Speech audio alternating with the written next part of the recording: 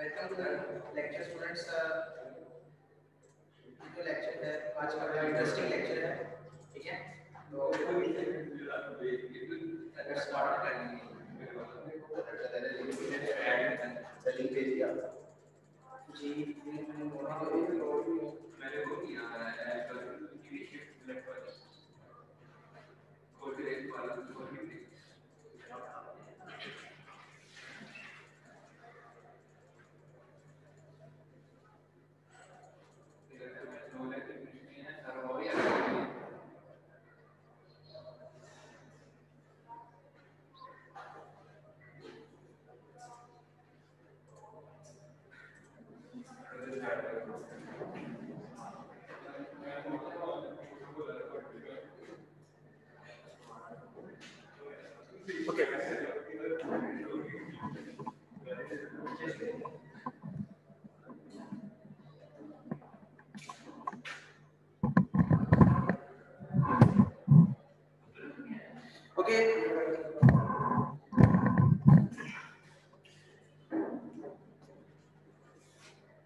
पिछले लेक्चर में हमने डिस्कस किया था कि how we can communicate between two processes.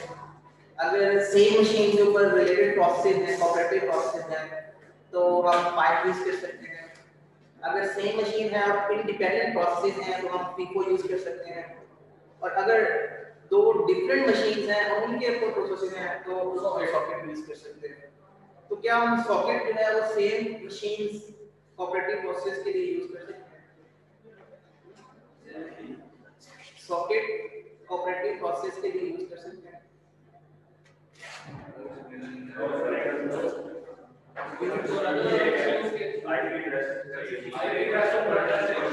IP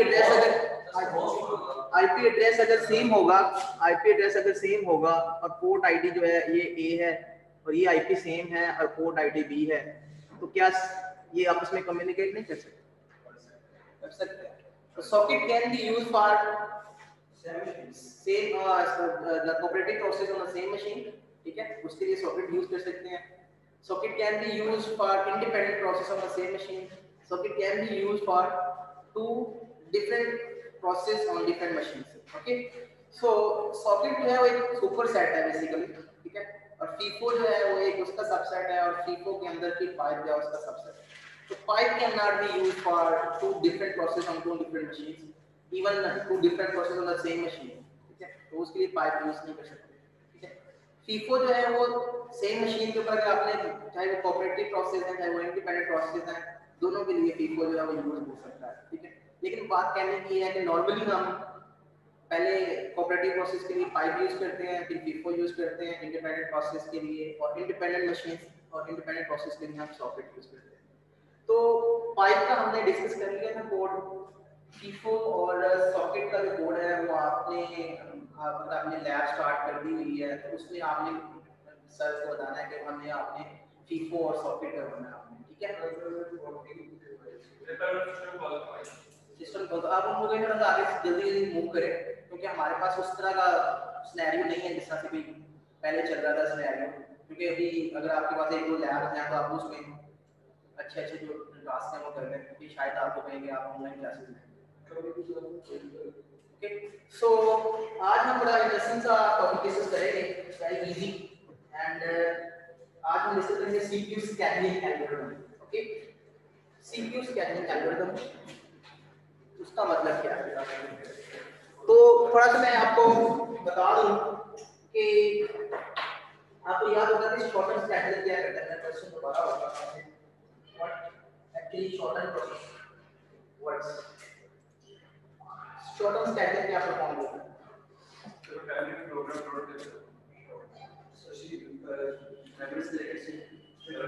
आपके पास हार्ड डिस्क है, हार्ड डिस्क के ऊपर जितने भी प्रोसेसेस हैं आपके सिस्टम में ओवरऑल वो कहाँ पे होते हैं? जॉब पूल में, ठीक है। तो ये बेसिकली जॉब पूल होता है, ठीक है, इसको जॉब क्यू भी कहते हैं। तो इसके ऊपर आपके के सारे प्रोसेसेस हैं जो कि एन प्रोसेसेस हैं। इनमें से कुछ प्रोसेसेस मेमोरी में लोड होते हैं, सारे के सारे नहीं होते। इनमें से कुछ प्रोसेस मेमोरी में लोड हो जाते हैं, for example P1, P2, P3, P5।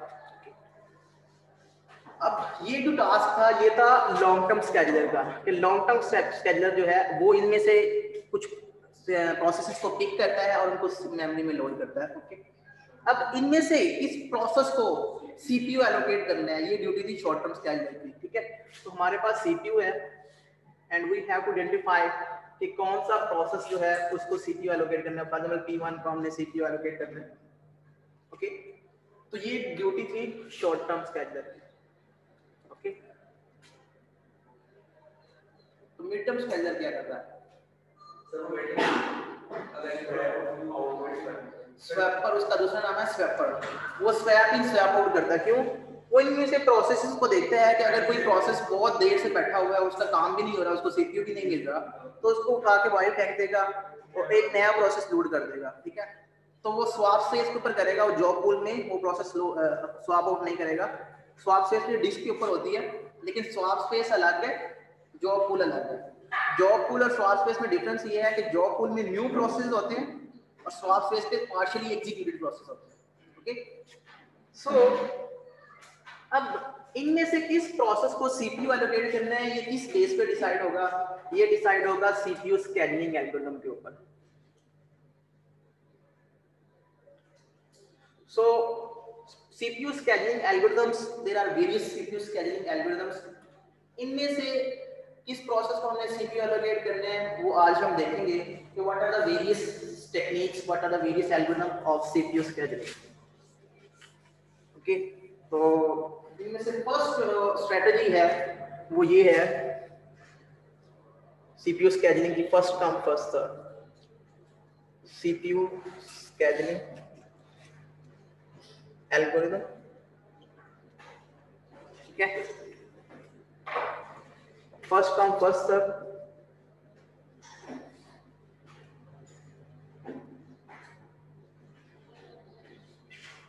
ये एक टेक्निक है, ठीक है, एल्गोरिथम है। तो इसका सिंपल सा मतलब ये है कि जो प्रोसेस सबसे पहले मेमोरी में लोड हुआ है ना, उसको आपने एग्जीक्यूट करना है पहले, जो बाद में लोड हुआ उसको बाद में एग्जीक्यूट करना है। This is the simplest form of CPU scheduling. ठीक है, तो इसमें आपके पास फॉर एग्जांपल जो टास्क हैं या जो जॉब्स हैं, ठीक है, वो इस तरह से हैं P1, P2, P3, P4, different 4 processes हैं। ठीक है, और इनका जो बर्स्ट टाइम है, ठीक है, इनका एक होता है अराइवल टाइम। अराइवल टाइम का मतलब ये है कि P1 जो है वो 0 टाइम पे आया, मतलब अभी सिस्टम जो है वो फॉर एग्जांपल स्टार्ट हुआ है, उसको हम 0 टाइम कहेंगे। ठीक है, तो 0 टाइम पे P1 आया। ठीक है, इसके 10 नैनो सेकंड्स के बाद P2 आया, 15 नैनो सेकंड्स के बाद P3 आया और 20 नैनो सेकंड्स के बाद P4 आया। ओके, ये इनका अराइवल टाइम है, जैसे जैसे प्रोसेसेस मेमोरी में आ रहे हैं। ठीक है, ये 0 टाइम पे मेमोरी में है, या 10 नैनो सेकंड या 10 मिली सेकंड या 10 सेकंड, व्हाटएवर द कोई भी आपके पास इंडिकेटर है, उसकी बेस पे 0, 10, 15, 20 ये इस टाइम पे हमारे पास आया। ठीक है, और इनका जो बर्स्ट टाइम है, बर्स्ट टाइम का मतलब ये है कि इन्होंने कितने टाइम के लिए सीपीयू यूज करना है, इसको कहते हैं बर्स्ट टाइम। ठीक है, मतलब उनका टास्क जो है वो कितनी ड्यूरेशन का है, कितने ड्यूरेशन के लिए उनको सीपीयू चाहिए, तो इसको कहते हैं बर्स्ट टाइम। तो इसका बर्स्ट टाइम जो है वो 20 है, इसका 30 है, इसका 11 है, इसका 16 है सपोज। ओके, तो ये हमारे पास एक रफ सा स्केड्यूल है हमारे पास प्रोसेस का। ठीक है, और ये 3 चीजें आपको गिवन है, इसकी बेस पे आपने जो है वो सिस्टम की परफॉर्मेंस मेजर करनी है। एक्चुअली स्केड्यूलिंग एल्गोरिथम का पर्पस क्या है? स्केड्यूलिंग एल्गोरिथम पढ़ने का पर्पस ये है कि हमारे पास डिफरेंट स्ट्रेटजीज हैं, हमने उनको डिस्कस करना है। सेम डेटा सेट के लिए हमने डिफरेंट स्केड्यूलिंग एल्गोरिथम्स रन करने हैं, तो फिर हम देखेंगे कौन सा स्केड्यूलिंग एल्गोरिथम बेस्ट है सिस्टम के लिए। अब अगर मैं कह रहा हूँ कि कौन सा स्केड्यूलिंग बेस्ट है सिस्टम के लिए, तो सिस्टम के कौन कौन से वो पैरामीटर्स हैं जिसकी बेस पे हम डिसाइड करेंगे कि सिस्टम बेटर परफॉर्म कर रहा है। तो उनमें से एक पैरामीटर है, ठीक है, वो मैं आपको, ये आपने लिख लिया। ओके, सो वो पैरामीटर्स अभी डिस्कस करते हैं। पहले मैं इसके ऊपर first come first serve run करता हूँ और फिर हम उससे वो पैरामीटर्स जो है वो निकालेंगे और फिर मैं आपको बताऊंगा कि इन पैरामीटर्स की बेस पे हम मेजर करते हैं, हम डिसाइड करते हैं कि सिस्टम की जो ओवरऑल परफॉर्मेंस है वो कैसी है। ठीक है, so there is a Gantt chart. ठीक है, मैं ऊपर गैंट चार्ट यहाँ पे बना रहा हूँ। इसके लिए आपको गैंट चार्ट बनाना पड़ेगा। गैंट चार्ट क्या होता है? एक स्टेटस बार आपने बनानी है इस तरह से, ये बार आपने बना ली। फर्स्ट कम फर्स्ट सर्व का मतलब ये जो पहले प्रोसेस आया वो पहले एग्जीक्यूट होगा। ठीक है, there are actually two types of processes, pre-emptive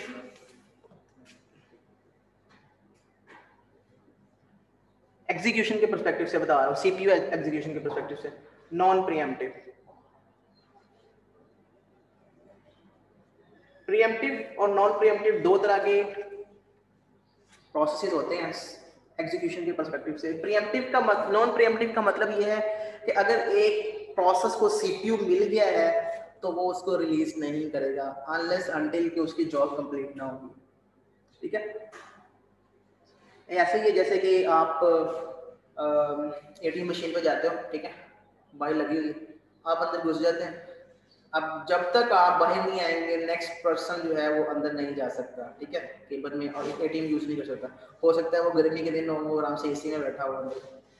तो इस तरह से ये है कि इस तरह के प्रोसेस को हम कहते हैं नॉन प्रीएम्प्टिव। ठीक है, तो प्रीएम्प्टिव का मतलब ये है कि there is a quantum time, एक टाइम स्लाइस होगा, उतने टाइम स्लाइस के लिए हम सीपीयू एलोकेट करेंगे और जैसे ही वो टाइम फिनिश होगा, चाहे उसका काम फिनिश हो या ना हो, उसे सीपीयू छीन लेंगे, एक दफा सीपीयू छीन लेंगे। अगर उसकी जॉब कंप्लीट हो गई है तो वेल एंड गुड, अगर नहीं हुई तो फिर दोबारा जब उसकी टर्न आएगी फिर दोबारा से वो वहीं से अपनी जॉब जो है स्टार्ट करेगा। तो मींस इसमें ब्रेकअप नहीं है, इसमें ब्रेकअप है। मतलब इसमें हो सकता है कि ब्रेक्स में एक प्रोसेस अपना काम जो है वो कंप्लीट कर रहा हो और इसमें ब्रेक्सअप नहीं है। तो ये जो first come first serve algorithm है ये नॉन प्रीएम्प्टिव एल्गोरिथम है। तो इसका क्या मतलब होगा? एग्जैक्टली, जब भी किसी प्रोसेस को सीपीयू एलोकेट करेंगे तो वो अपनी जॉब कंप्लीट करने के बाद सीपीयू रिलीज करेगा। सर तो फर्स्ट जी सर ये प्रिमिटिव वगैरह दोबारा बता देंगे? मैंने बताया कि there are two types of processes execution के पर्सपेक्टिव से बता रहा हूँ, प्रीएम्प्टिव और नॉन प्रीएम्प्टिव।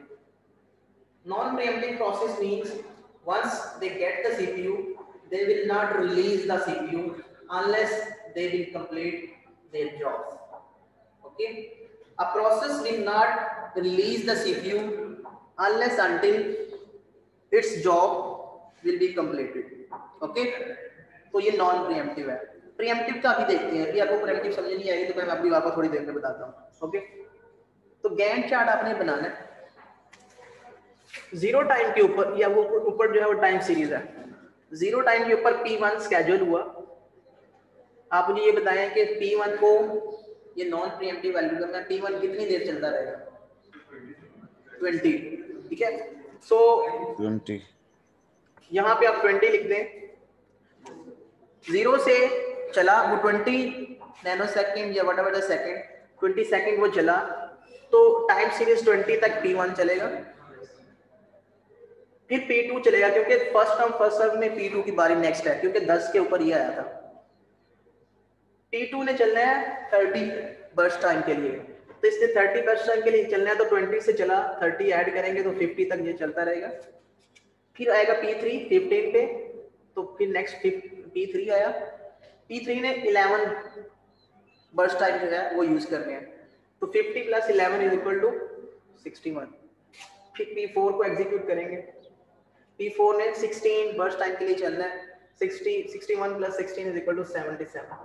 ओके, तो दिस इज गैंट चार्ट। जब भी आप स्टैकिंग एल्गोरिथम जो है उसको आप यूज करेंगे, उसको रन करेंगे, तो आपको ये गैंट चार्ट यूज करना पड़ेगा टू गेट इंफॉर्मेशन। अब कौन सी इंफॉर्मेशन जो हम इससे गेट करेंगे? अच्छा, हम कौन से पैरामीटर्स हैं जिसकी बेस पे हमने डिसाइड करना है कि फर्स्ट कम फर्स्ट सर्व अच्छा है। इसके अलावा एक और एल्गोरिथम अभी हम डिस्कस करते हैं, शॉर्टेस्ट जॉब कॉस्ट। ठीक है, तो अभी हमने एल्गोरिथम्स को कंपेयर करना है। अब किस बेस पे हमने कंपेयर करना है, तो मैं अब आपको वो चीजें बताने जा रहा हूँ। गैंट चार्ट हमने बना लिया, इसकी अभी हम जरूरत नहीं है। ठीक है, या अभी हम इसको देखते हैं, आपके पास लिखा हुआ है ये। एक होता है रिस्पॉन्स टाइम। किसी सिस्टम का अगर रिस्पॉन्स टाइम अच्छा है तो हम कहेंगे कि सिस्टम अच्छा वर्क कर रहा है। तो रिस्पॉन्स टाइम क्या होता है, मैंने बताया था आपको शायद। रिस्पॉन्स टाइम ये होता है कि अगर आपने मुझे कोई रिक्वेस्ट की है क्वेश्चन की, मैं आपको कहता हूँ वेट करो। आपने मुझे क्वेश्चन दिया था 8:30 में, मैंने आपको आंसर किया 8:45 में, तो कितने मिनट्स लगे? 15 मिनट्स आपको वेट करना पड़ा। तो आपका जो रिस्पॉन्स टाइम है वो 15 मिनट्स है। ठीक है, तो 15 जैसे जैसे रिस्पॉन्स टाइम बढ़ता जाएगा, इट्स अ बैड इफेक्ट और गुड इफेक्ट? Bad effect. ठीक है, तो इसका मतलब ये है कि जैसे ही आपने कोई रिक्वेस्ट की है सिस्टम को और system as early as possible उसको फुलफिल करता है तो उसका रिस्पॉन्स टाइम अच्छा है। ठीक है, और अगर वो उसको लेट करता है तो इसका मतलब है सिस्टम की परफॉर्मेंस अच्छी नहीं है, उसका रिस्पॉन्स टाइम अच्छा नहीं है। तो इसकी एग्जांपल मैं प्रोसेस के पर्सपेक्टिव से इस तरह दे दूंगा, जैसे P1 है, P1 जो है वो 0 पे आया, 0 टाइम पे, और उसने 20 बर्स्ट टाइम के लिए चलना था। P2 जो है वो 10 पे आया और उसने 30 बर्स्ट टाइम के लिए चलना था। P3 15 पे आया, उसने 11 के लिए चलना था। और P4 जो है वो 20 पे आया और उसने 16 के लिए चलना था। अब मुझे ये बताएं कि P2 जो है उसने कब रिक्वेस्ट पुट की है कि मुझे एग्जीक्यूट करो? नहीं, P2 ने रिक्वेस्ट कब पुट की है कि मुझे एग्जीक्यूट करो? 10 पे, क्योंकि वो 10 पे सिस्टम में मेमोरी में लोड हो गया था। तो वो जब मेमोरी में लोड हो गया तो इसका मतलब है कि वो रिक्वेस्ट कर रहा है कि मुझे एग्जीक्यूट, मुझे सीपीयू दो, मैं मेमोरी में लोड हो गया, मुझे सीपीयू दो। तो रिक्वेस्ट इसकी 0 पे रिक्वेस्ट आई है, इसकी 10 पे आई है, इसकी 15 पे आई है, इसकी 20 पे आई है। एक्चुअल में P2 को सीपीयू मिला कब है? P2 को 20 पे सीपीयू मिला। ये देखो, कंप्लीट नहीं, जब उसको फर्स्ट टाइम सीपीयू मिला है, अभी उसकी कंप्लीशन की बात नहीं हो रही। उसने रिक्वेस्ट की 10 पे, P1 ने रिक्वेस्ट की 0 पे, उसको सीपीयू कब मिला है? 0 पे। P2 ने रिक्वेस्ट की 10 पे, उसको सीपीयू मिला 20 पे। P3 ने रिक्वेस्ट की 15 पे, उसको सीपीयू मिला 50 पे।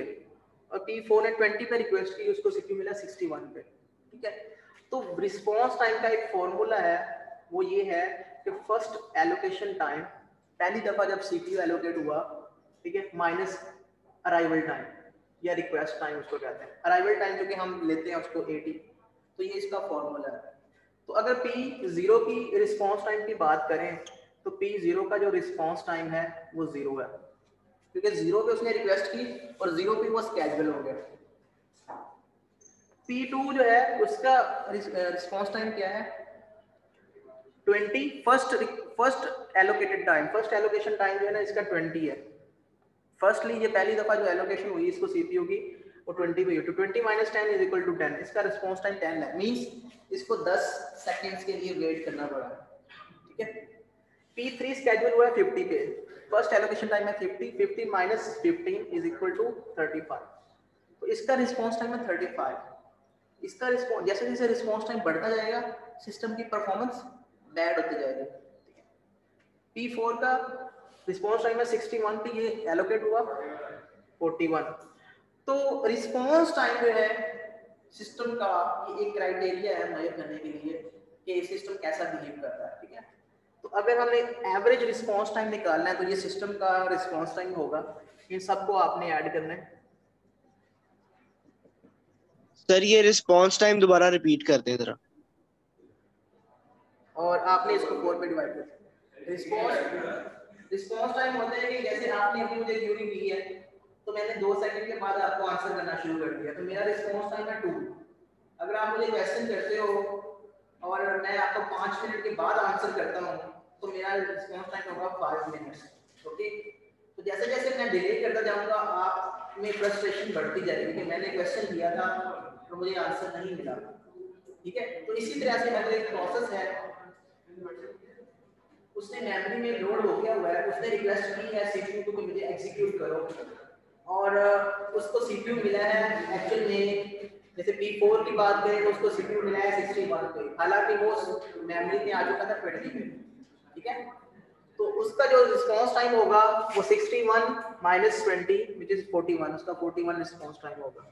ओके, समझ आ गई आपको? Okay, so response time is one of the criteria कि हम इससे सिस्टम की परफॉर्मेंस मेजर कर सकें।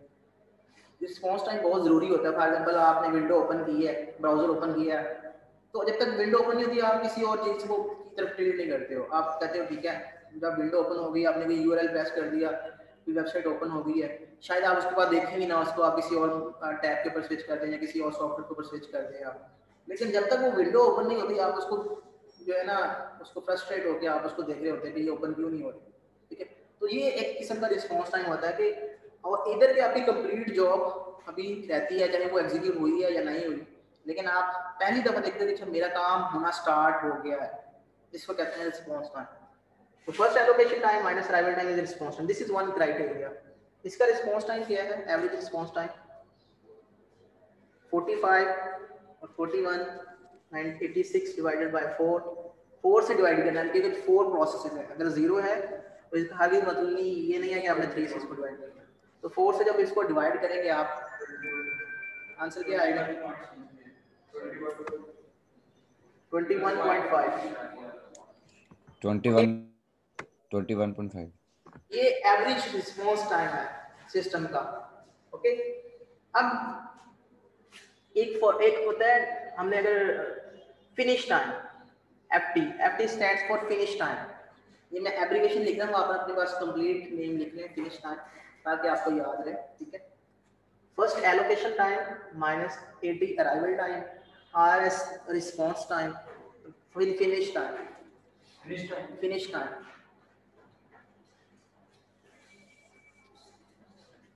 तो मैं यहाँ पे फिनिश टाइम निकाल रहा हूँ। आप मुझे ये बताएंगे P1 का फिनिश टाइम क्या है? 20 और P2 का 50, P3 का 61, P4 का 77। ये फिनिश टाइम। ठीक है, एक होता है turn around time, TT। Turn around time जो है वो टोटल टाइम होता है कि जितने टाइम के लिए एक प्रोसेस सिस्टम में रहा, मेमोरी में रहा, ये टर्न अराउंड टाइम है। तो आप बता सकते हैं P1 का टर्न अराउंड टाइम क्या है? 20, P2 का 30 है, P4 का क्या है?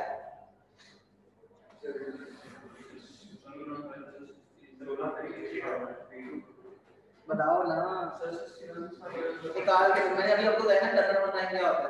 समझ आ रही है सबको टर्न अराउंड टाइम क्या होता है? दोबारा बताऊंगा, इतनी देर के लिए प्रोसेस मेमोरी में रहा वो टर्न अराउंड टाइम। जी आप बताएं। आप पहले से स्टार्ट होता उन्हें कैलकुलेट करके रखें। 60 जुबैर 16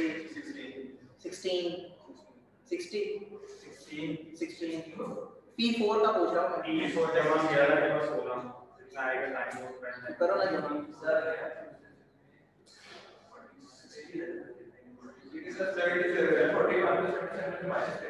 करो माइनस, आंसर बताओ। सर 16 है। 16। आप मुझे ये बताएं कि P4 कितनी देर मेमोरी में रहा? आपको ये नहीं पता चल रहा है? जैसे 57 इज द राइट आंसर। आया कब था वो? 20 पे, और जा कब रहा है? 77 पे। 20 पे आया था, 77 पे जा रहा है। इतनी देर के लिए वो सिस्टम में मेमोरी में रहा है। कुछ देर उसने वेट किया है, कुछ देर उसकी जॉब कंप्लीट हो रही थी। तो आंसर क्या आएगा? फर्स्ट फिनिश टाइम जो कि ये यहाँ पे है फिनिश टाइम, ये फिनिश टाइम है इसका, और ये क्या है 20 अराइवल टाइम।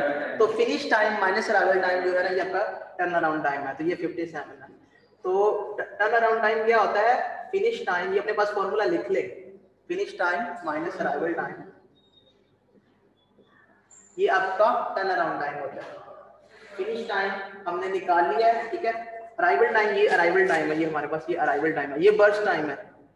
तो आपके पास ये सारे के सारे टाइम इस तरह से मेंशन है टेबल में। This is arrival time, this is burst time, this is response time, this is finish time. This is turn around time. Turn around time जो है वो होता है finish time minus arrival time. Finish time minus arrival time is equal to 0 sorry 20। Finish time minus arrival time 40। Finish time minus 15 निकाले तो 49 sorry 46। Finish time minus arrival time is 57। तो इतनी देर के लिए P1 आप देख लें, P1 20 के लिए रहा है, P2 जो है उसको 40 लगेंगे, 40 टाइम्स के लिए हो रहा है। क्यों?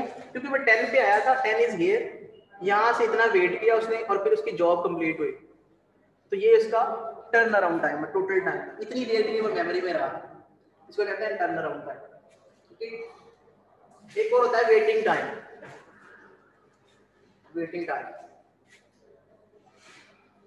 वेटिंग टाइम का मतलब ये है कि जितनी देर उसने वेट किया है, मेमोरी में रह के जितनी देर उसने वेट किया है, ये उसका वेटिंग टाइम है। ठीक है, मतलब आप देख सकते हैं कि P1 ने कितना वेट किया है, P1 ने 0 टाइम वेट किया। क्यों? जैसे ही वो आया उसकी जॉब स्टार्ट होगी एग्जीक्यूशन, उसने कुछ भी वेट नहीं किया। तो आप मुझे ये बताएं कि P3 ने कितना वेट किया है? P3 की बात कर 50 टाइम। 50 टाइम्स कैसे पता चला? गलत आंसर आपका।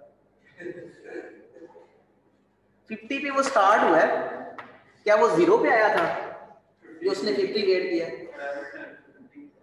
तो अराइवल टाइम उसका क्या है? उसका अराइवल टाइम है 15 पे वो आया था, ये समवेयर हियर, यहाँ पे वो आया था और इतनी देर उसने वेट किया, फिर उसकी जॉब स्टार्ट हुई। तो 50 माइनस 15 इज इक्वल टू 35। तो फॉर्मूला क्या बना? नहीं नहीं, फॉर्मूला बनाओ वेटिंग टाइम का फॉर्मूला। स्टार्टिंग से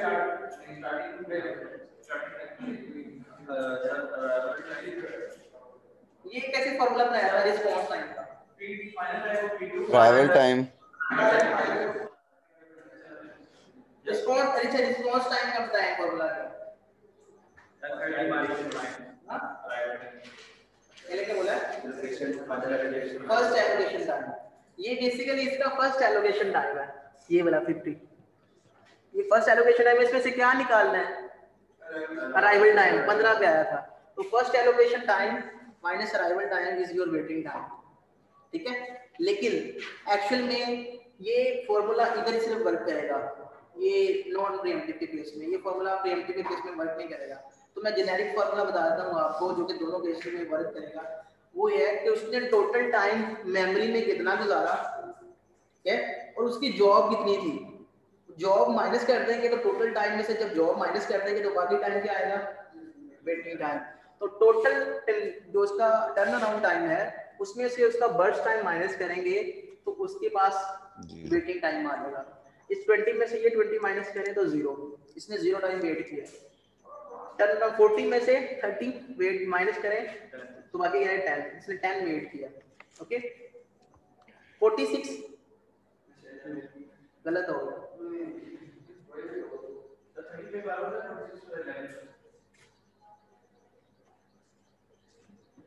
नहीं सही है। Turn around time basically, turn around time में वो बेसिकली आपका अराइवल टाइम जो है वो माइनस हो चुका है, मैं शायद उसकी नजर से देख रहा हूं। टर्न अराउंड टाइम का फॉर्मूला क्या है? Finish time minus arrival time. ठीक है, इसका जो फॉर्मूला है वो है turn around time minus burst time. तो टर्न अराउंड टाइम और माइनस बर्स्ट टाइम इसका 0 है। 40 माइनस 30 इज इक्वल टू 10, इसका 10 है वेटिंग टाइम।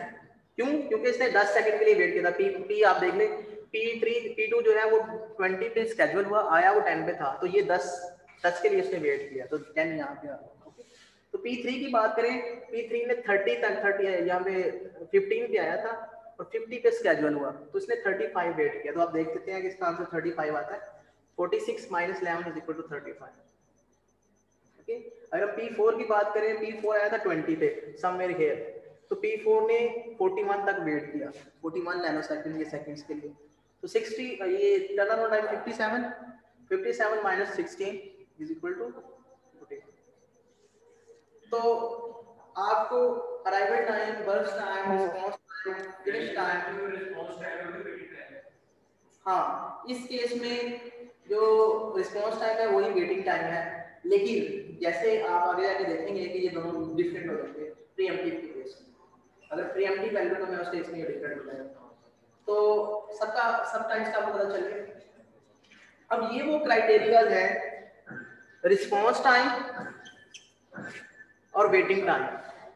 बेसिकली ये वो क्राइटेरिया है जिसकी बेस पे हम सिस्टम की परफॉर्मेंस को मेजर करेंगे, रिस्पांस टाइम और वेटिंग टाइम। ठीक है, एक प्रोसेस को कितना वेट करना पड़ा है ऑन एवरेज सिस्टम में, एक अगर ज्यादा एक प्रोसेस को ज्यादा वेट करना पड़ रहा है इसका मतलब है उसका सिस्टम जो है वो वर्स बिहेव कर रहा है। अगर एक सिस्टम जो है उसका रिस्पांस टाइम अच्छा है मींस के कम है तो इसका मतलब है उसका सिस्टम ज्यादा बेहतर परफॉर्म। तो ये सारी चीजें अभी हम कंपैरिजन करते हैं। अभी आपने क्या करना है, ये मैंने निकाल लिया इसके लिए, ठीक है, ये फर्स्ट कम फर्स्ट सर्व के लिए मैंने ये response time, waiting time, finish time सब कुछ निकाला। बेसिकली ये रिस्पांस टाइम और वेटिंग टाइम निकालने के लिए बेसिकली हम ये finish time, turn around time, burst time, ये अराइवल टाइम ये लिखते हैं क्योंकि इनके फॉर्मूलाज इनके ऊपर डिपेंड कर रहे हैं। टीटी अगर आपको फाइंड होगा, बर्स्ट टाइम पता होगा तो फिर वेटिंग टाइम निकलेगा, ठीक है, और टीटी तब आपको पता चलेगा जब आपने फिनिश टाइम पता होगा आपको। तो सो तो ये फिनिश टाइम जब एक प्रोसेस फिनिश हो रहा है जहाँ पे उसका फॉर्मूला नहीं है, आपको गैंट चार्ट से आपने देखना है। ओके, सो अब इसमें प्रॉब्लम क्या है, फर्स्ट अगर हम ओवरऑल एक एग्जांपल लें P1, P2, P3, P4 सारे के सारे प्रोसेस जो है वो जीरो पे आ गए, मतलब थोड़ी थोड़ी देर के बाद जो है ना वो आ गए, ठीक है। लेकिन पहले हमने इसको ऑर्डर में पहले हमने कहा कि P1 को बारी देनी है, फिर P2 को, P3 को, P4 को। इसमें फॉर एग्जांपल 100 नैनोसेकंड का इसका काम है, इसका 200 का काम है, इसका 1 का, इसका 17 का। फर्स्ट कम फर्स्ट सर्व में ये थोड़ा सा लेट हुआ, सपोज P3 इसकी बारी बाद में, इसका काम कितना है 1 का, इसको वेट कितना करना पड़ेगा। तो this is the problem first using first come first serve, कि अगर किसी की जॉब बिल्कुल थोड़ी सी है किसी प्रोसेस की और वो थोड़ा सा लेट हुआ है तो बेचारा मारा जाएगा, वेट करता रहेगा, उसके साथ ज्यादती हो रही है, ठीक है। सो इस कॉन्सेप्ट को कहते हैं स्टारवेशन, ठीक है। स्टारवेशन क्या है, इनडेफिनेट ब्लॉकिंग। लेकिन ये इसको मैं अभी आपको बताता हूँ कि एक्चुअल में ये स्टारवेशन है, ये स्टारवेशन नहीं है। स्टारवेशन का मतलब होता है इनडेफिनेट ब्लॉकिंग, लेकिन it's a type of starvation, exactly ये स्टारवेशन नहीं है, लेकिन ये किसी प्रोसेस के साथ नाइंसाफी है कि उसको बस एक छोटा सा काम था उसका और उसके लिए उसको इतना वेट करना पड़ रहा है। तो that is why we are not actually convinced with first come first serve. इसमें ये प्रॉब्लम है कि जो छोटी जॉब है जिसकी वो बेसिकली मारा जाता है इसमें, तो थोड़ा सा लेट हुआ तो वो इतना वेट करना पड़ेगा। तो फर्स्ट कम फर्स्ट सर्व का जो वेटिंग टाइम है, एवरेज वेटिंग टाइम, वो कुछ अच्छा नहीं है और इसका रिस्पांस टाइम भी इतना अच्छा नहीं है कि इसको रिस्पांस कितनी देर बाद मिलेगा 300 के बाद, क्योंकि इसने 0 टाइम पर रिक्वेस्ट कर दी थी और 300 के बाद इसको रिस्पांस मिलेगा, पहली दफा ये एग्जीक्यूट होगा। ओके, तो this is type of starvation, लेकिन एक्चुअल में ये स्टारवेशन नहीं है। स्टारवेशन का एक्चुअल मतलब होता है इनडेफिनेट ब्लॉकिंग, इसमें पता ही नहीं होता कि प्रोसेस ने चलना कब है, वो हम उसको पोस्टपोन करते जाते हैं करते जाते हैं करते जाते हैं, वो भी हम देखते हैं वो किस तरह से होता है। लेकिन इसमें हमें पता है कि P3 की बारी 300 के बाद आ जानी है, 300 के बाद ये एग्जीक्यूट हो जाएगा, ठीक है। सो इस तरह की चीज को टैकल करने के लिए हम क्या करते हैं, हम एक और स्ट्रेटजी यूज करते हैं, एक और एल्गोरिथम यूज करते हैं, उसको हम कहते हैं शॉर्टेस्ट जॉब फर्स्ट। क्या है शॉर्टेस्ट जॉब फर्स्ट, SJF।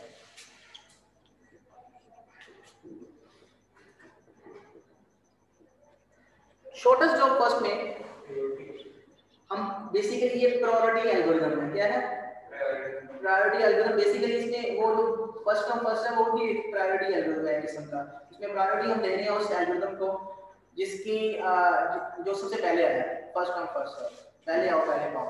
उसकी बेस पे हमने प्रायोरिटाइज कर दिया। इसमें शॉर्टेस्ट जॉब फर्स्ट में हम कह रहे हैं कि जिसकी जॉब सबसे छोटी हो वो पहले एग्जीक्यूट होगा। तो सबसे पहले अगर हम गैंट चार्ट की बात करें, यहाँ पे मैं गैंट चार्ट बना रहा हूँ, ठीक है। 0 के ऊपर कौन सा प्रोसेस एग्जीक्यूट होगा? P3। सारे प्रोसेस एक ही टाइम पे आ गए, एक ही टाइम पे उनकी रिक्वेस्ट आई है, उनका ऑर्डर ये है। लेकिन शॉर्टेस्ट जॉब के फर्स्ट के अकॉर्डिंगली अब आपने P1 एग्जीक्यूट नहीं करना, वो था फर्स्ट कम फर्स्ट सर्व। अब है शॉर्टेस्ट जॉब फर्स्ट, आपने देखना बर्स्ट टाइम, ये है बर्स्ट टाइम, ये है अराइवल टाइम। तो बर्स्ट टाइम जिसका छोटा है उस प्रोसेस को आपने एग्जीक्यूट करना है। तो P1 P3 को पहले एग्जीक्यूट करेंगे और इसकी जॉब है 1 की, ये 0 से स्टार्ट होगा और 1 तक चलेगा। उसके बाद जॉब किसकी छोटी है? 17 P4 की। P4 17 के लिए चलेगा, 18 तक चलता रहेगा। उसके बाद P1 100 के लिए चलेगा तो 118 तक चलता रहेगा, 118 तक। फिर P2 चलेगा 200 के लिए और कब तक चलता रहेगा? 318 तक। Okay,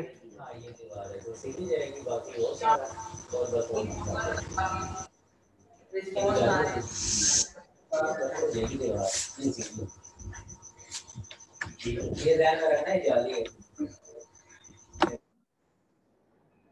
okay. सो इस केस में आपको पता है कैसे वेटिंग टाइम निकालना है, रिस्पॉन्स टाइम निकालना है, ठीक है, वो सब कुछ आप निकाल लेंगे। इसमें कुछ प्रॉब्लम नजर आ रहा है, जिस तरह से फर्स्ट कम फर्स्ट सर्व मैंने एक प्रॉब्लम आइडेंटिफाई किया है, इसमें कोई प्रॉब्लम है? वो भी आप वो कोई आप निकाल सकते हो, आप घर जाके निकाल के कंपैरिजन करिएगा, ठीक है। मेरा क्वेश्चन समझिए, मेरा क्वेश्चन ये है कि हम फर्स्ट कम फर्स्ट सर्व में मूव हुए थे छोटा जॉब के ऊपर। वो क्यों मूव हुए थे? हमने कहा था कि एक प्रोसेस है, थोड़ा सा डिले हुआ उसका और उसकी जॉब बिल्कुल छोटी सी थी, लेकिन उसको वेट बहुत ज्यादा करना पड़ा। This is the problem with first come first serve. हम उससे आगे थे शॉर्टेस्ट जॉब फर्स्ट में। अब शॉर्टेस्ट जॉब फर्स्ट में उसी तरीके का कोई प्रॉब्लम आपको नजर आ रहा है इस वाले केस में? सोच के बताएं। चलिए हिंट आपको मैं देता हूं कि सिस्टम में, एक्चुअल सिस्टम में क्या हो रहा है। एक्चुअल सिस्टम में ये तो नहीं है कि अगर 0000 के ऊपर प्रोसेस आ गई हैं तो ये टाइम सीरीज चल रही है, उसके बाद 380 तक प्रोसेस ही नहीं आने। प्रोसेस तो दरमियान में हो सकता है कि 20 पे P5 आ जाए, ठीक है, उसकी जॉब हो फॉर एग्जांपल 18। हो सकता है कि P6 जो है वो 60 पे आ जाए, 60 टाइम पे उसकी जॉब हो 100 सपोज 100। तो इस तरह से सिस्टम, एक्चुअल सिस्टम इस तरह से वर्क कर रहा है। इस केस में इसमें क्या प्रॉब्लम आपको नजर आ रहा है? एक जी, वो तो कंपैरिजन करेगा ना, कंपेयर कर लेगा, सॉर्टिंग कर लेगा, कुछ भी कर लेगा, इसका पता चल जाएगा उसको।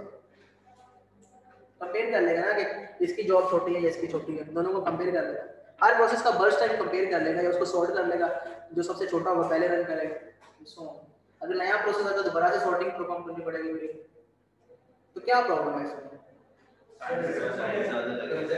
सर सबसे ज्यादा बर्स्ट टाइम वाले के साथ ज्यादती हो रही है इसमें वो आंसर आया है, आप सही, अब देखना ऑनलाइन वाले ज्यादा अच्छे बेटर परफॉर्म कर रहे हैं आपसे। वो कह रहा है कि जिसकी सबसे ज्यादा बर्स्ट टाइम है उसके साथ ज्यादती हो रही है। क्यों? जी सर। आपने भी देखा क्या सिस्टम में शॉर्टेस्ट जॉब फर्स्ट के केस में, क्या अगर सिस्टम में इस तरह से प्रोसेस आते जा रहे हैं 200 से लेस है उनके बर्स्ट टाइम, क्या ये वाला कभी प्रोसेस एग्जीक्यूट होगा? ये तो एग्जीक्यूट ही नहीं होगा। ये तो इसको ये तो ब्लॉक होता जाएगा, ये तो बेसिकली पोस्टपोन होता जाएगा कि पहले ये एग्जीक्यूट करो, फिर इसकी छोटा जॉब है इसको एग्जीक्यूट करो, फिर इसकी। हालांकि ये सबसे पहले आया था, ये सबसे पहले आया था। अगर इसकी जॉब बढ़ी है तो इसका क्या कसूर है? उसकी जॉब बढ़ी है तो ठीक है, और ये तो बेसिकली आया सबसे पहले था, तो इसके साथ नाइंसाफी नहीं हो रही। ये है स्टारवेशन। इस केस में पता ही नहीं है कि ये प्रोसेस एग्जीक्यूट कब होना है, indefinite blocking. First come first serve की केस में तो पता था कि ये प्रोसेस जो है वो एग्जीक्यूट कब होना है। इसमें हम इसका ना तो वेटिंग टाइम, मतलब अगर आपको एक सिस्टम दे दीजिए था इतना, तो वो तो आप बता सकते हैं कि वेटिंग टाइम इतना है, रिस्पॉन्स टाइम। लेकिन एक्चुअल सिस्टम की अगर बात करें, उस केस में जब प्रोसेस आ रहे होंगे सिस्टम में वन बाय वन और पता नहीं कि किस टाइम पे कब नया प्रोसेस आ जाए, तो उस केस में तो इसका पता ही नहीं है कि इसकी जॉब अगर बढ़ी है, लार्जर जॉब है इसकी, ये तो कभी एग्जीक्यूट ही नहीं होगा। तो ये है starvation. Starvation is called indefinite blocking of any process. Okay, तो इसके साथ नाइंसाफी हो रही है। तो जितने भी प्रायोरिटी एल्गोरिथम्स होते हैं, प्रायोरिटी एल्गोरिथम्स में ये प्रॉब्लम आता है स्टारवेशन का।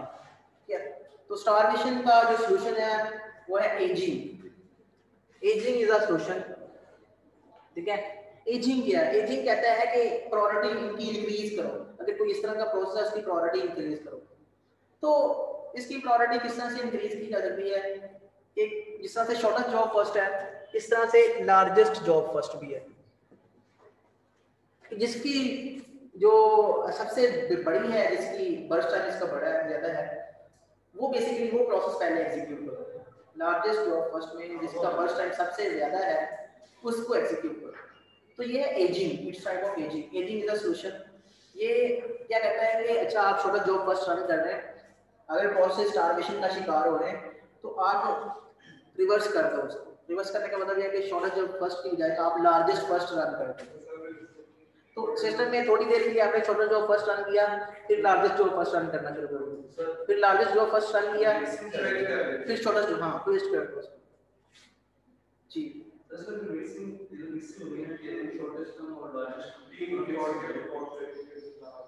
एग्जैक्टली, इशू क्या होना है इससे ये है कुछ प्रोसेस जो लार्जर जॉब की है फिर वो एग्जीक्यूट होना शुरू हो जाएंगे। तो कोई भी प्रोसेस जो है वो इनडेफिनेट ब्लॉक नहीं होगा, मतलब उसकी एग्जीक्यूशन हो जाएगी चाहे थोड़ी देर के बाद हो, लेकिन एग्जीक्यूशन उसकी हो जाएगी। ये नहीं है कि एक सिस्टम बहुत पहले का आया हुआ है और बेचारा उसकी आगे आगे आगे आगे पोस्टपोन होता जा रहा है। सिस्टम में जो प्रोसेस है उनका बर्स्ट टाइम जो छोटा है वो आते जा रहे हैं और वो कभी भी एग्जीक्यूट नहीं होना, तो वो चीज़ खत्म हो जाएगी। ठीक है, तो ageing is a solution of starvation. और इसके अलावा सिस्टम में जैसे कि ना प्रायोरिटी नंबर होता है सिस्टम में हर प्रोसेस का, तो उसको भी सिस्टम जो है वो इंक्रीज कर सकता है। ठीक है, तो इस तरह से शॉर्टेस्ट जॉब फर्स्ट है, इस तरह से लार्जेस्ट जॉब फर्स्ट के लिए भी आप इस तरह से गैंट चार्ट बना के अपने सारे के सारे टाइम्स निकाल सकते हैं, वेटिंग टाइम, रिस्पांस टाइम, या अपने सिस्टम का निकाल सकते हैं। ठीक है, तो ये घर जाके आप इसकी एग्जांपल जो है वो रन करिएगा। ठीक है, आपने वो डॉक्यूमेंट जो मैं आपके साथ शेयर किया हुआ है ये आपने डाउनलोड कर लिया और खुद से कि नहीं? ये डॉक्यूमेंट कितने लोगों के पास है? बेसिकली मैंने आपको कहा था कि आप गूगल पे लिखिएगा VUOS हैंडआउट्स, तो आपको ये बेसिकली ना इसका साइज जिसका 3 GB से बड़ा है ना, 3 MB से, वो फाइल अपलोड नहीं होती LMS की प्रॉब्लम है दिस। तो या तो मैं उसको 2 पार्ट्स में डिवाइड करके उसको अपलोड कर देता हूँ, या फिर आप गूगल करेंगे और इसको फाइल को डाउनलोड कर लेंगे। 3.7 MB इसका साइज है, डाउनलोड करेंगे 3.7। ओके, सो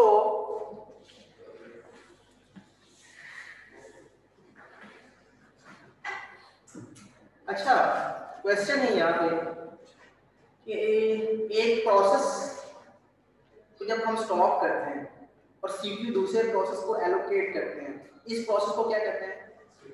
कॉन्टेक्स्ट स्विच। ठीक है, ये कर कौन रहा होता है? कॉन्टेक्स्ट स्विच का रिस्पांसिबल कौन है? स्केड्यूलर। स्केड्यूलर कौन सा है? 3 तरह के स्केड्यूलर हमने डिस्कस किए, मिड टर्म, लॉन्ग टर्म और short term. Short term scheduler की ड्यूटी क्या है? मेन ड्यूटी मेमोरी में जो प्रोसेसेस हैं उनमें से एक प्रोसेस को पिक करना है, किसको CPU एलोकेट करना है, नॉमिनेट करना है। मतलब आपने जिस तरह से आप किसी जॉब के लिए अप्लाई करते हो, रेज्यूमे आते हैं, उन रेज्यूमे में से आप कुछ रेज्यूमे शॉर्टलिस्ट करते हो, फिर शॉर्टलिस्टिंग के बाद किसको आपने जॉब देनी है एक्चुअल में। ठीक है, तो जो शॉर्ट टर्म स्केड्यूलर है वो मेमोरी में जो प्रोसेसेस होते हैं उनमें से किसी एक को पिक करता है, नॉमिनेट करता है कि इसको CPU दो। एक्चुअल में वो CPU देता नहीं है, वो सिर्फ नॉमिनेट करता है। अभी जिस तरह से एल्गोरिथम में उसने पहले बताया कि पहले P1 को रन करो, फिर P2 को रन करो, फिर P3 को रन करो, and so on according to first come first serve, या शॉर्ट जॉब फर्स्ट के अकॉर्डिंगली उसने कहा कि पहले P3 को रन करो, एंड सो ऑन। सो वो सिर्फ नॉमिनेट करता है, एक्चुअल में वो CPU को स्टॉप नहीं करता। मतलब कॉन्टेक्स्ट स्विच एक्चुअल कौन परफॉर्म करता है? Dispatcher. Dispatcher is a kernel module. Dispatcher एक कर्नल मॉड्यूल है जो कि आपका एक प्रोसेस जो है उसको स्टॉप करता है और दूसरे प्रोसेस को लोड करता है। मींस उसकी स्टेट को पीसीबी में स्टोर करना, जिसको स्टॉप करना है, और जिसको लोड करना है, जिसको रन करना है, सीपीयू एलोकेट करना है, उसकी स्टेट को पीसीबी से सीपीयू में लोड करना। तो ये बेसिकली काम होता है डिस्पैचर का। तो डिस्पैचर जो है वो बेसिकली क्या परफॉर्म करता है, कॉन्टेक्स्ट स्विच एक्चुअल में परफॉर्म करता है।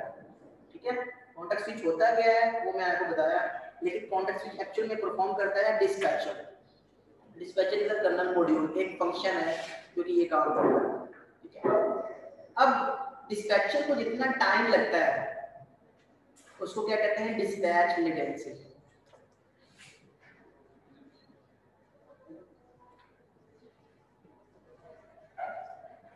डिस्पैच लेटेंसी जो है ये वो टाइम है, टाइम ड्यूरेशन है जो कि कॉन्टेक्स्ट स्विच में लग रहा होता है।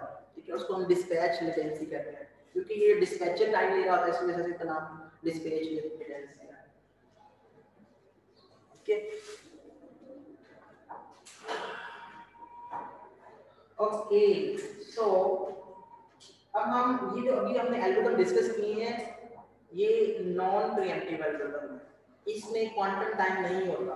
अब हम डिस्कस करते हैं प्रीएम्प्टिव एल्गोरिथम। ठीक है, जिस तरह से हमने डिस्कस किया था ना शॉर्टेस्ट जॉब फर्स्ट, तो शॉर्टेस्ट जॉब फर्स्ट को हम प्रीएम्प्टिव एल्गोरिथम भी बना सकते हैं जिस तरह से लेट्स से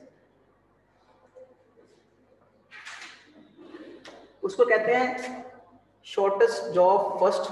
ठीक है, जो कि नॉन प्रीएम्प्टिव है उसको हम शॉर्टेस्ट जॉब फर्स्ट कहते हैं, और जो प्रीएम्प्टिव है उसको शॉर्टेस्ट रिमेनिंग जॉब फर्स्ट कहते हैं, शॉर्टेस्ट रिमेनिंग जॉब फर्स्ट।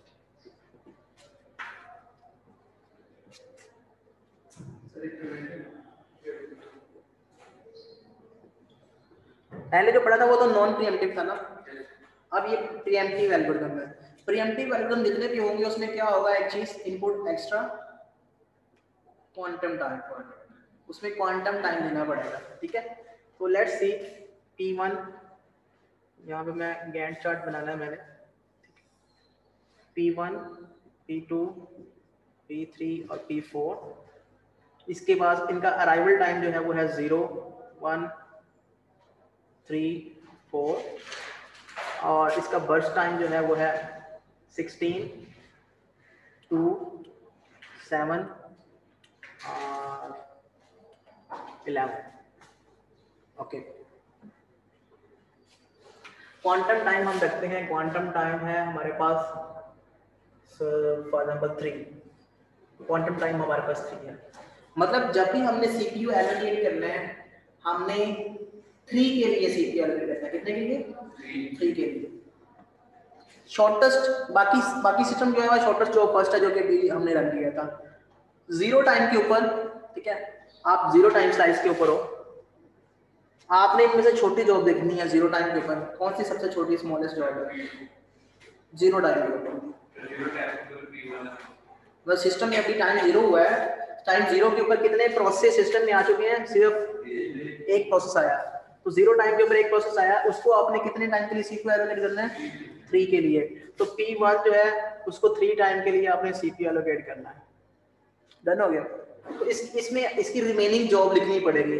16 में से 3 टाइम जो है वो कंज्यूम हो चुके हैं, मतलब बाकी इसकी 13 रह गए। ठीक है, तो नेक्स्ट जो अब इसकी रिमेनिंग जॉब है वो है 13 की, तो ये साथ में इस तरह से मेंशन करना पड़ेगा। 3 टाइम तक कौन कौन से प्रोसेस इस सिस्टम में आ चुके हैं, P2 भी आ गया है, P3 भी आ गया, P4 अभी नहीं आया। इनमें से किसकी जॉब सबसे छोटी है, अब ये जॉब्स ये हैं बेसिकली, P2 की जॉब सबसे छोटी है। तो P2 को हमने 3 क्वांटम टाइम के लिए सीपीयू एलोकेट करना है, लेकिन वो कहता है कि मुझे सिर्फ 2 के लिए सीपीयू चाहिए, तो उसको 2 के लिए सीपीयू एलोकेट कर देंगे, तो 5 तक ये चलेगा। अगर बर्स्ट टाइम क्वांटम टाइम से छोटा है तो सिर्फ उतने टाइम के लिए देंगे जितना उसका रिक्वायर्ड टाइम है। ठीक है सर जी, सर ये समझ नहीं आ रही, दोबारा बताता हूँ आपको मैं।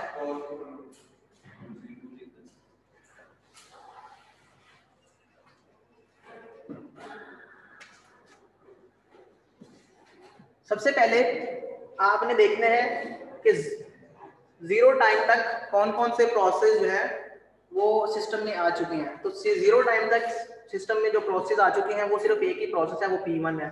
तो P1 को आपने क्वांटम टाइम हमारा है, क्वांटम टाइम 3 है। इसका मतलब ये है कि हमने सिर्फ 3 मैक्सिमम 3 टाइम के लिए 3 नैनो सेकंड या 3 सेकंड्स के लिए हम CPU एलोकेट कर सकते हैं किसी भी प्रोसेस को।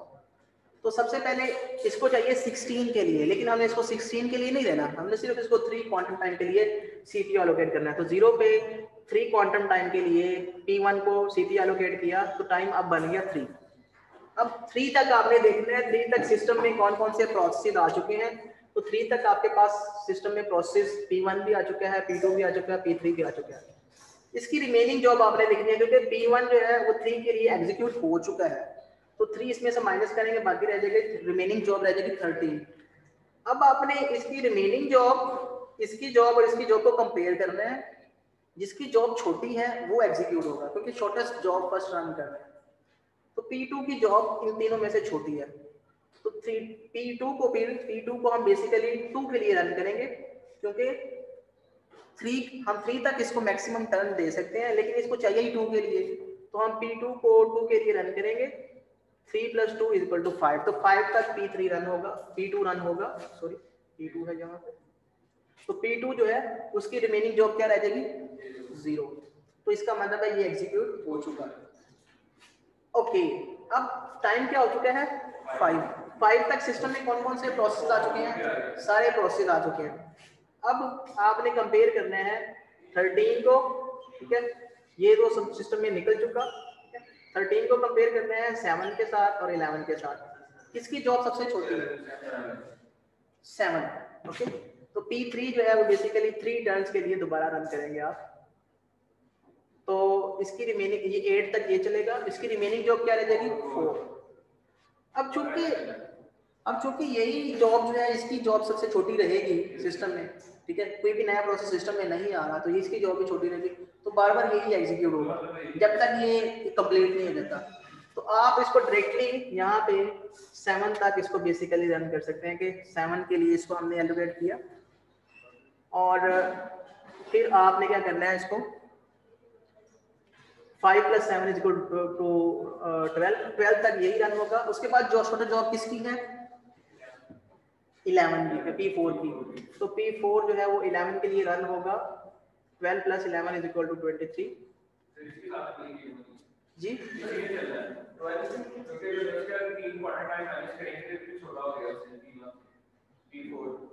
P4 फिर छोटा होगा, फिर रन होगा ना, फिर छोटा होगा, फिर रन होगा। इसका मतलब ये 11 के लिए यही चल जाएगा। तो 11 मैंने डायरेक्टली चला दिया ना, 12 + 11 = 23। तो फिर उसके बाद P1 चलेगा। तो P1 13 के लिए चलेगा, तो ये आंसर ये 36 तक ये चलेगा P1। तो ये इस तरह से आपके जो प्रोसेस हैं वो एग्जीक्यूट होंगे, ठीक है। ये है शॉर्टेस्ट रिमेनिंग जॉब फर्स्ट, ठीक है। तो इसमें और उसमें प्रीवियस वाले में डिफरेंस है कुछ, इसमें इसका रिस्पांस टाइम अच्छा है। सर नीचे से P4 की वैल्यूज नजर नहीं आ रही।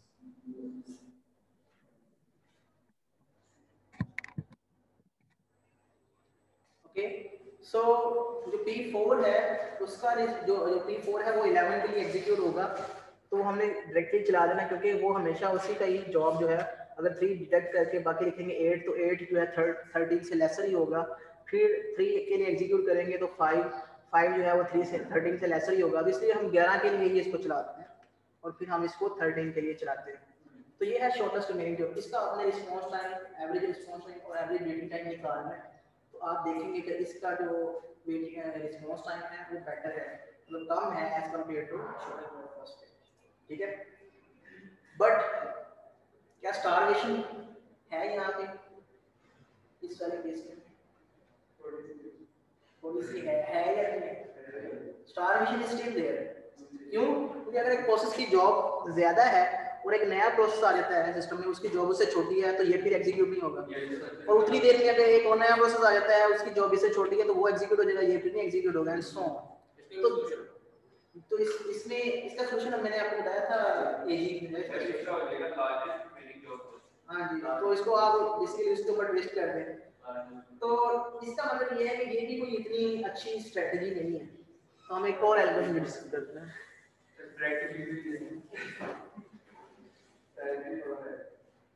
टाइम आज बहुत है।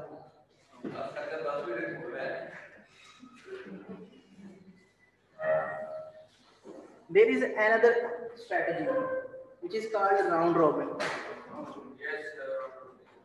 ये आपने डिफरेंट जगहों पे भी सुना होगा।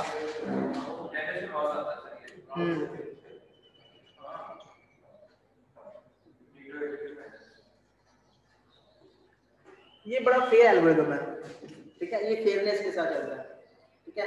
ये कहते हैं कि जितना आपने क्वांटम टाइम रखा है वो क्वांटम टाइम सबको दो, ठीक है। अगर तो एग्जीक्यूट हो जाते हैं तो ठीक है, बाकी जो रिमेनिंग जॉब है उसके लिए फिर उतना उतना क्वांटम टाइम सबको दो, सर्कल में घुमाते रहो एक खास क्वांटम टाइम के लिए। तो राउंड रॉबिन जो है ये भी प्रीएम्प्टिव एल्गोरिथम है, इसमें भी क्वांटम टाइम होता है। तो क्वांटम टाइम हमारे पास फॉर एग्जांपल 4 है, ठीक है, P1, P2, P3 और P4।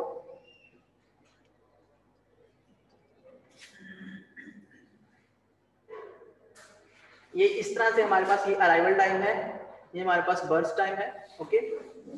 हमने इसको राउंड रॉबिन के थ्रू रन करना है।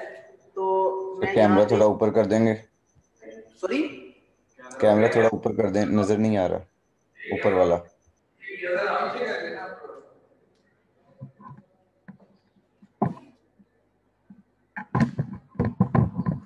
अब आपको नजर आ रहा है? जी सर, काफी बेटर है। ओके ओके, सो अब काफी नीचे चला गया यहाँ पर।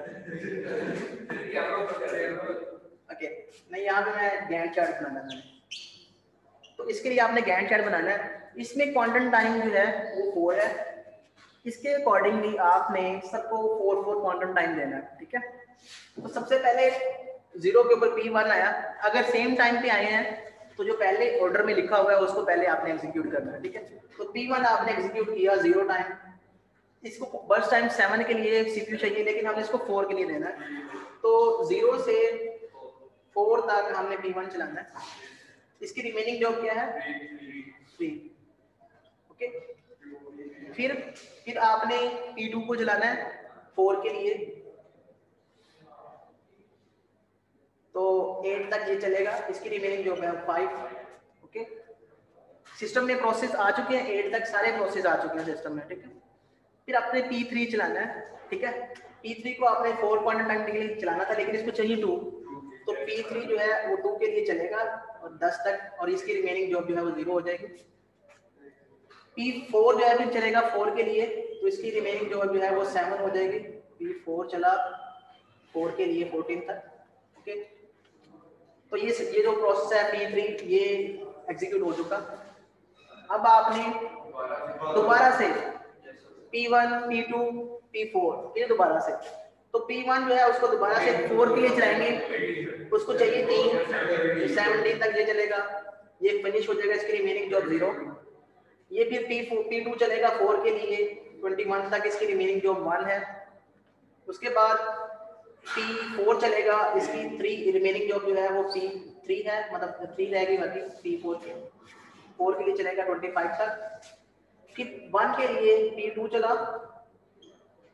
26 तक, और फिर P4 चला 3 के लिए 29 तक, ओके।